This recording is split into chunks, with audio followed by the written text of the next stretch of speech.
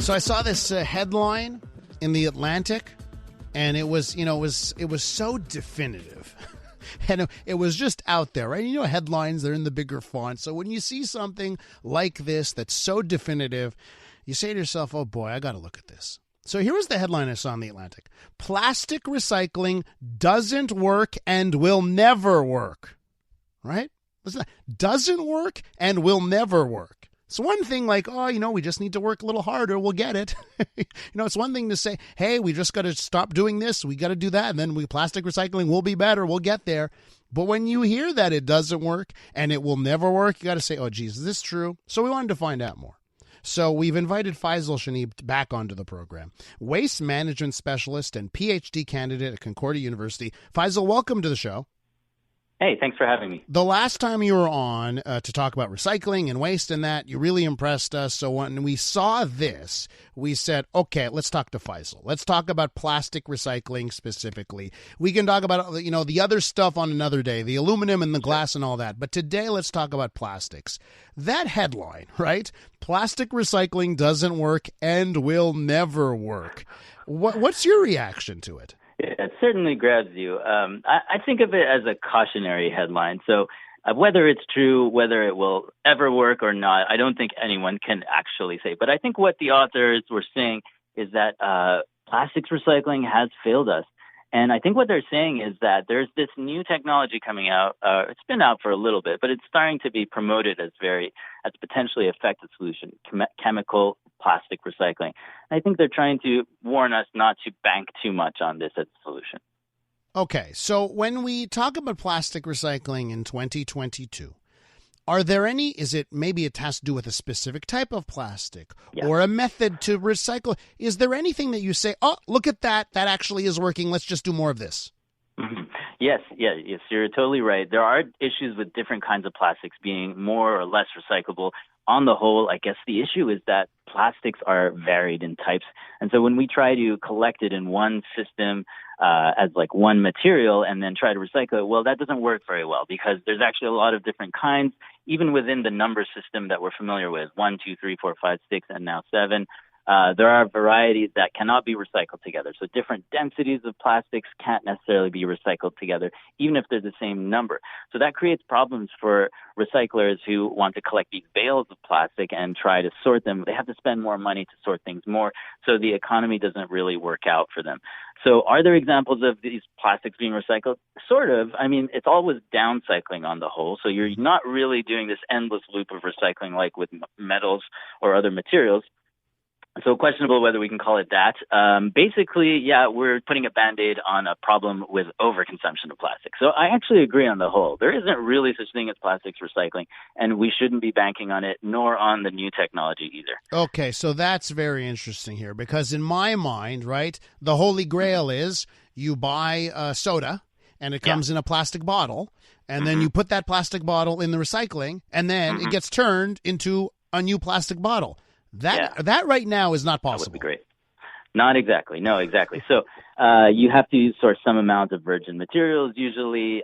It's very complicated. That gets the chemistry behind plastic recycling. And so it's not easy to do. The economy isn't there. What can be done is reuse. Actually, plastics can be reused quite a lot. And so there is a movement now happening trying to think of recycling differently, thinking of it more in terms of reusing containers as they are, because, well, they do last a good amount of time if you design them correctly. We reuse like coffee mugs and made of plastic several times. We drink out of plastic containers and reuse them regularly. So why can't companies serve us materials or products in plastic containers and take those containers back through take-back programs, basically setting up infrastructure to give out materials, collect them again, and not have them mixed together and hope that this recycling system sorts things out, because it won't.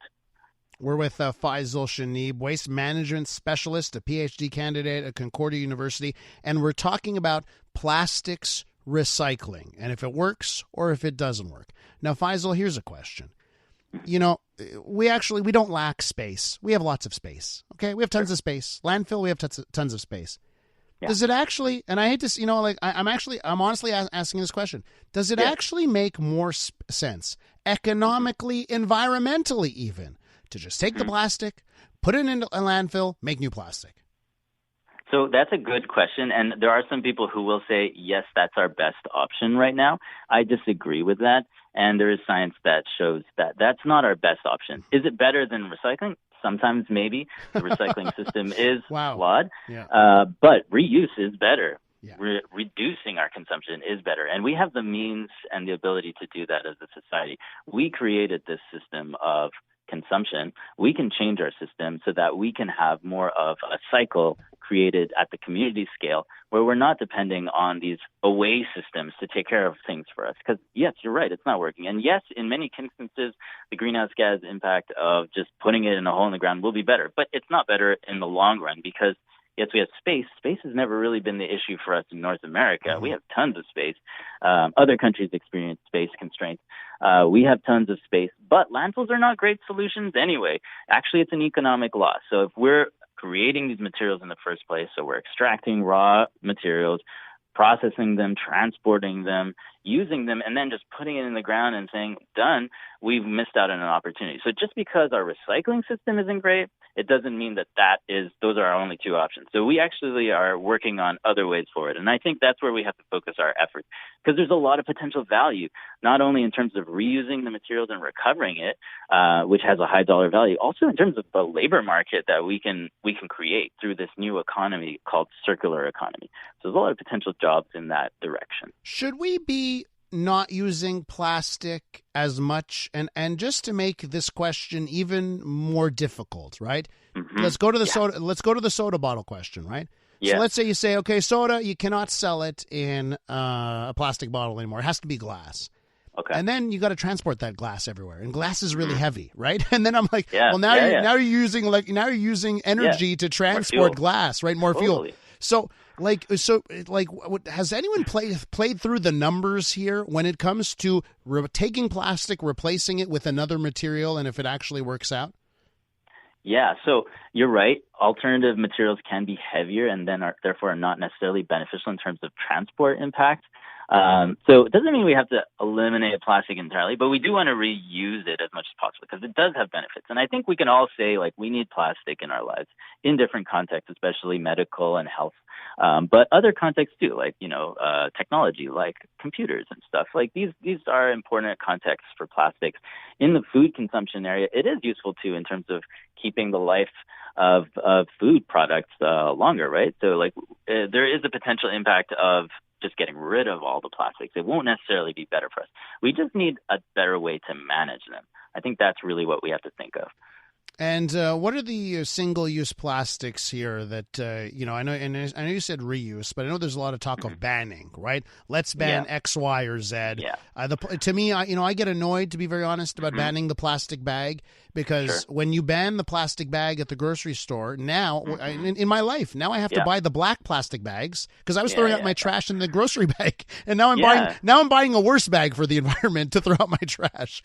So what's your take on those bans and that? Yeah, I agree. They have to be done correctly. Then they haven't necessarily been done correctly. And those kinds of effects where you have one intention and something else ends up happening, that's called the rebound effect. And it happens a lot with environmental interventions.